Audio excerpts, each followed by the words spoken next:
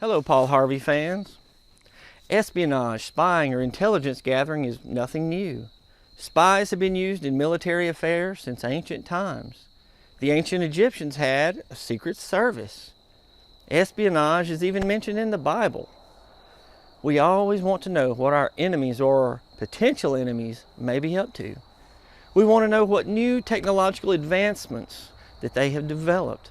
Today we still use human spies, but we also use satellites, drones, hidden cameras, and a host of other technological spies.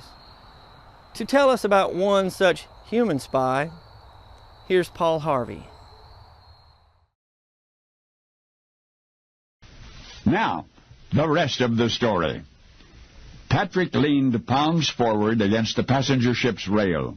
He was watching the moon rise over the ocean horizon like a silent silver ghost in the midnight sky.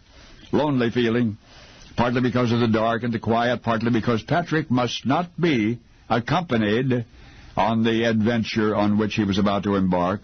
It had to be that way.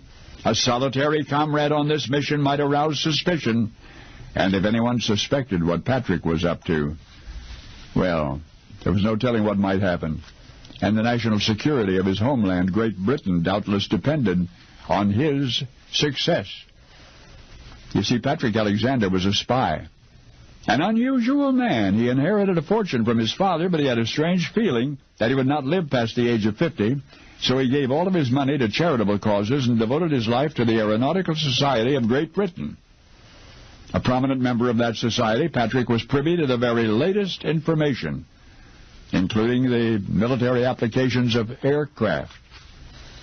Now there was something in the wind, literally, in the wind which threatened Britain's national security as no weapon ever had.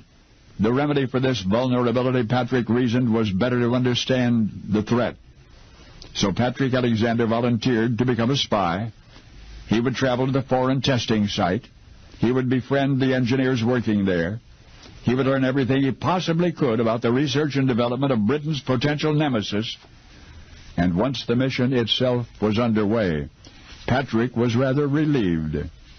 First of all, security was not as tight as he might have imagined. Access to the testing site was virtually unobstructed, and the engineers who were working on the project, they were friendly, unsuspecting. It's no trouble at all gathering information.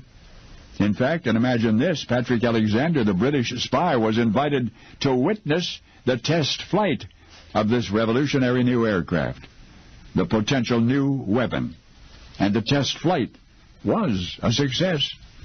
But for some reason, no record of why in historical records, for some inconceivable reason, Patrick did not show up for that test. We know he survived his adventure, eventually returned to Great Britain.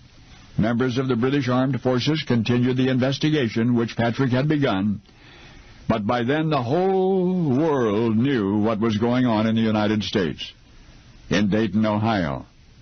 You see, when Patrick Alexander first came to America, on his mission of espionage, the only aircraft viable for military use were balloons, essentially reconnaissance balloons. British military strategists were interested in dirigibles and gliders and even kites that lifted soldiers into the skies. But they were especially interested in certain experiments taking place in the United States. The British were right to be concerned. The invention testing its wings in America would pose a serious threat to Britain's national security. Only 4 decades later, indeed, with that innovation, the British Isles became vulnerable as never before. So the answer is yes. A full year before that first successful flight at Kitty Hawk, December 1903, the British had begun spying on the Wright brothers.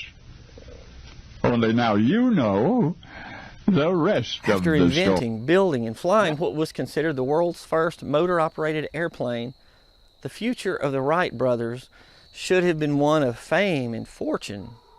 It was not to be. The Wright brothers spent much of the remainder of their lives fighting against claims made by other aviation pioneers who argued that they had flown airplanes earlier. They also fought over patent claims. Long after their deaths, the Wright brothers remain aviation heroes. This is Brad Dison. Thanks for listening.